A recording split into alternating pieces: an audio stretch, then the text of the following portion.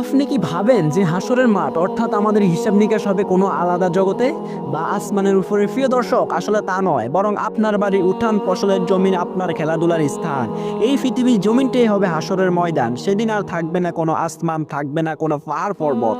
আল্লাহ তাআলা আদালত বসবে এই জমিনে। এরপর আল্লাহ তাআলা এক হুকুম দেবেন এবং বলবেন, আজ সকল মৃত ব্যক্তি কবর থেকে বেরিয়ে এসো। সাথে সাথে একে একে মানুষ কবর থেকে বেরিয়ে আসতে থাকবে।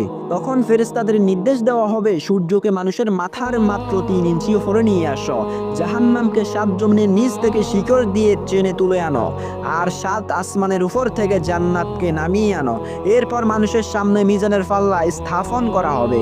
আপনি কি মনে করেন সেদিন মানুষের হিসাব নিকাশ নিতে আল্লাহ তাআলার অনেক বছর লাগবে?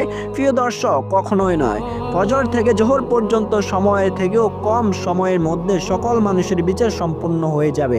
হে হাসরের মালিক, সেদিন আমাদের সবাইকে জান্নাত দান করুন, আমিন।